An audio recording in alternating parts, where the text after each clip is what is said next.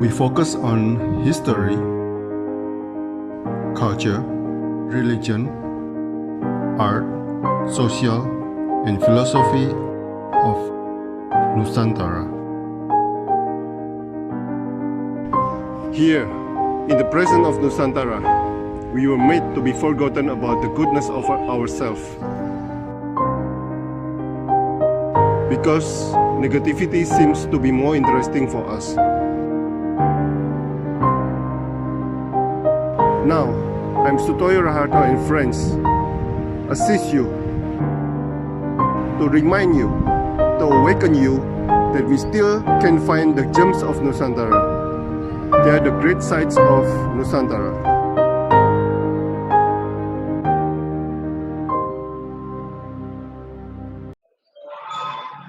Oke, selamat pagi, Mas Valentino Febri, seorang pelukis di Jogja. Iya, pagi Pak Sutoyo. Mas, bagaimana Anda berproses dari Ugly King, karya Anda yang Ugly King itu, hingga Kamboja depan rumah, hingga The Milestone? Perubahannya drastis sekali. Ya, Silakan. itu kan baik. Itu sebenarnya kan yang karya awal-awal Instagram saya yang Ugly King itu kan karya sketsa waktu saya masih kuliah di Institut Seni Indonesia ya Pak. Itu karya sketsa saya emang modelnya gayanya seperti itu, dengan ekspresi dan main brushstroke pada tintanya. Nah, itu karya-karya yang saya sketsa itu sebenarnya udah saya pamerkan tunggal di tahun 2014. 2015 di Jogja. Nah, jadi karya-karya sketsa saya berkembang ke tema-tema yang seperti pohon Kamboja di depan rumah itu kan saya sketnya itu live di Bali, jadi asik aja gitu loh Pak. Sketnya natural, live di Bali, jadi benda-benda yang ada di sekitar saya waktu saya berlibur di Bali itu saya sketch gitu. Emang ya. Emang apa, Mas? Memang saya tuh banyak terinspirasi dari objek-objek yang berada di Bali untuk gaya lukisan seperti saya sekarang gitu. Nah, Mas Valentino angkatannya siapa? Mas Amin Tasa? Atau Nur Saya 2010 diisi. 2010. 2010. Oh ya, kakak angkatan. Iya. Oke. Lulusnya tahun berapa? Saya kebetulan lulusnya agak lama, 2017. 7 tahun diisi. Sama Nur Rohman segala kenal? Oh, kurang kenal, Pak. Amin Tasa? Kurang juga. Sanliana nggak kenal? Nggak. Oke. Berarti kakak angkat ya? Iya, Pak. Ya. Sebuah media menulis gaya kekanak-kanakan yang muncul pada saat itu membuatnya senang dan semangat dalam menggores lukisannya. Mengapa kanak-kanakan, Mas? Masihkah memori masa kecil yang belum terpenuhi atau memang gebrakan style Anda? Ya baik, sebetulnya gaya kekanak-kanakan atau naif ini kan berkembang dari gaya saya pada waktu masa kecil ya Pak ya. Saya kan kebetulan keluarga seniman, bapak pelukis, turun ke saya udah mulai ngelukis sekitar kelas 4 SD sampai 6 SD periodenya. Jadi periode 3 tahun saya udah mulai belajar melukis di kanvas dan menghasilkan sekitar 70 karya kanvas dengan cat minyak pada waktu itu. SD itu? Ya. Wow. Jadi prosesnya itu gaya tersebut tuh lahir begitu saja waktu saya kecil ya Pak ya. gaya tersebut itu lahir begitu saja karena masih kecil.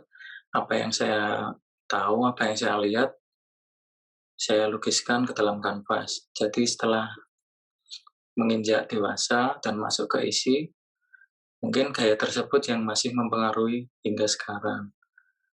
Jadi seperti sejarahnya saya pada waktu itu, saya tuangkan kembali gitu loh Pak, dengan Tapi gaya. tapi pernah mencoba gaya lain. Pernah, pernah kan diisi kan banyak metode-metode dan teknik yang diajarkan dosen. Jadi saya pernah menggarap realistik, impresionis, saya juga pernah garap abstrak.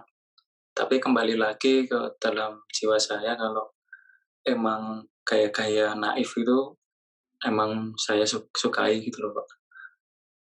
Dan itu ada marketnya. Ya,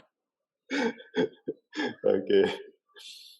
Dilihat dari karya-karya Anda yang detail, apa yang Anda ingin sampaikan kepada penikmat seni, Mas? Sebuah keperfeksionisan atau kembali ke tradisi batik Bali? Untuk sebenarnya kalau detail itu kan pengaruh ke jiwa ya Pak ya. Kalau maestro Indonesia kayak Sujoyono itu kan sempat bilang kita melukis itu harus jiwa ketok.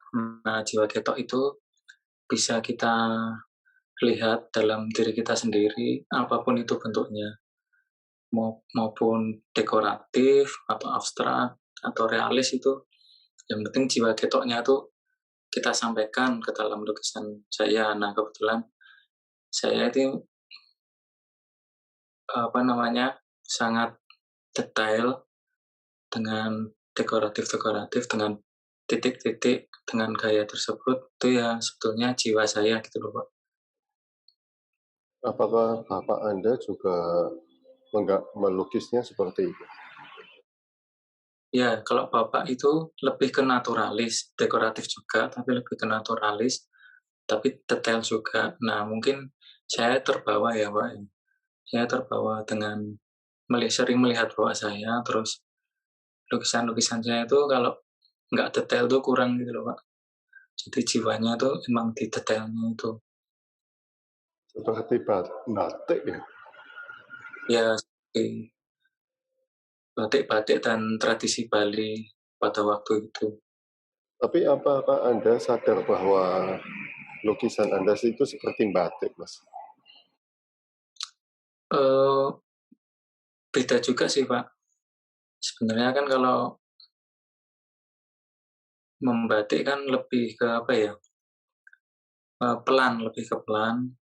Terus goresannya tertata. Nah, saya tetap menghadirkan garis-garis yang sedikit ekspresif di dalam karya saya, di dalam detail saya. Ya seperti itu. Mas, kalau misalnya Anda tidak diisi, Anda masih bisa tetap melukis seperti itu, Mas? Mungkin berbeda ya Pak ya. Kalau saya tidak diisi dan saya otodidak sendiri itu mungkin beda ya, karena diisi kan ada begitu banyak pelajaran dengan pengelolaan teknik, warna, komposisi. Nah, itu bisa saya rangkum dan bisa saya tuangkan ke kanvas. Sebenarnya kan teknik-teknik yang saya lukis sekarang ini kan terpengaruh sekali dengan metode pembelajaran di kampus isi gitu loh Pak. Soalnya kan ada yang ngomong bahwa kalau udah masuk ke dunia akademis malah jadi kaku, atau bagaimana? Sebenarnya nggak kaku-kaku juga sih Pak, tergantung kitanya yang menyikapi gitu loh. Sebenarnya kan banyak teknis kayak lukisan saya nih, saya mengadopsi teknik-teknik di dalam desain elementer yang diajarkan dosen. Nah, di situ tuh saya pada waktu itu semester 1 dan 2 tuh diajari teknik-teknik menggelasir. Menggelasir dengan tinta putih atau cat putih atau hitam. Dan itu tuh menghasilkan teknik titik-titik di dalam kertas itu kan Pak, titik-titik. Nah, Dari situ saya mengembangkan teknik tersebut, titik-titik tersebut dengan cara lain, yaitu dengan menitik-nitik objek-objek yang saya lukis dengan berbagai warna. Ya, ya, oke. Anda pernah mengatakan tidak ada yang lebih indah dari goresan tangan sendiri. Apa yang ingin Anda sampaikan di sini, Mas? Ya Suatu itu, kebanggaan untuk Anda atau Anda ingin memberi semangat kepada seniman-seniman muda supaya ya, berkreasi sendiri? Silakan. ya. Sebelumnya kan itu emang bagian dari penjiwaan ya Pak. Tidak lepas dari jati diri seorang pelukis kan, bahwa kita kan melukis dengan tangan sendiri, dengan ekspresi sendiri, dengan penjiwaan sendiri. Jadi mungkin hasil yang kita tuangkan ke dalam kanvas itu memang benar-benar kita banget gitu loh Pak.